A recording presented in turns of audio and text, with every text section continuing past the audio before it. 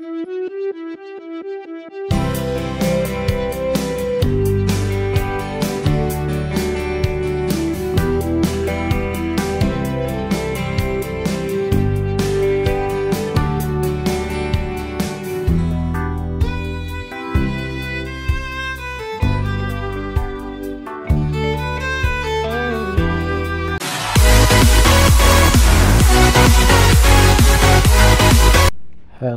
mga kapiks, magandang araw sa inyong lahat.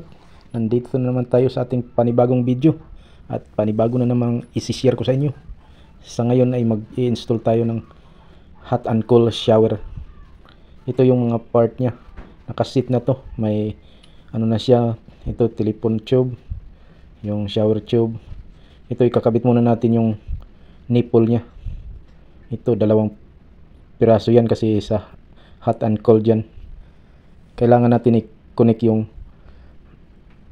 nipple, 2 nipples yan. Lalagyan lang natin ng teflon. Yan, i-roll natin yung teflon paikot sa tarahan nya para hindi siya mag-leak. Kasi pag walang teflon yan, magli-leak yung tubig. Ayan, pangalawa, 2 piraso kasi yan. Ngayon ihigpitan lang muna natin ng, tapos lalagyan natin ng yung washer nya para hindi makita yung gilid. 2 piraso din.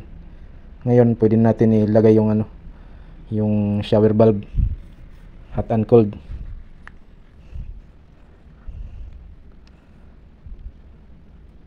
Higpitan lang natin, pwede nga kamayin. Tapos yung pipe nya may yan, papunta sa shower head. Lalagyan lang natin ng may siya na bracket. Markahan natin para lagyan natin, barinahan natin. Yan, minarkahan ko ng pintel pin.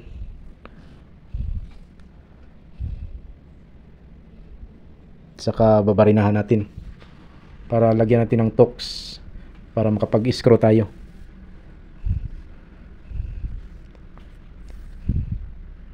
Kukuha tayo ng barina. Alisin muna natin tong tubo para hindi makasagabal sa pagbabarina.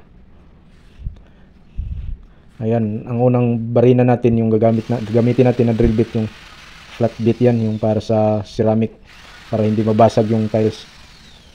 Yung pang yan, pang tiles yan. Guide hole lang muna, guide hole. 2 piraso. Ngayon isunod natin yung yung pang pang drill bit na diretso na sa malalim. Yan, malalim na yan para ipasok natin yung tox para makapag-screw tayo. Hanapin natin yung tox. Ito, ipapasok muna natin. Pag napasok na yan, 2, i-screw natin.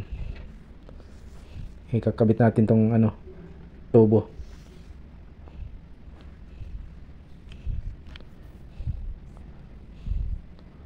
Babalik natin yung tubo para papunta yan sa shower head. Supply pipe yan, papuntang shower head.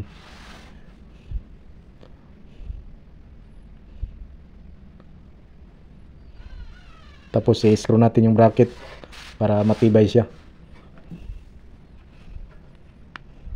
Ayan yung dugtong niya para sa shower head, pagkakabitan ng shower head. Higpitan lang natin.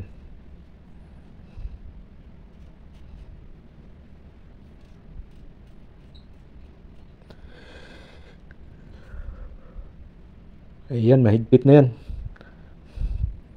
Pwede na natin isunod yung shower head. Takipan muna natin para hindi halata, hindi makita yung screw. May takip siya.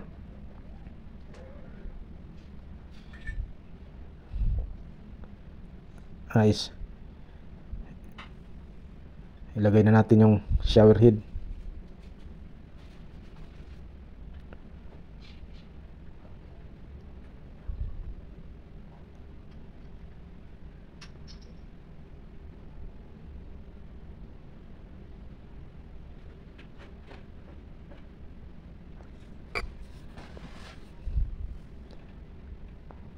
Ayan, ikot-ikot lang.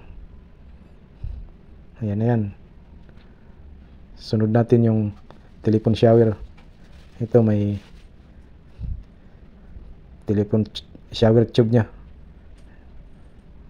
Hose yan, hose. Dito sa ibaba, sa ilalim ang pagka-connect. Tapos yung telephone shower.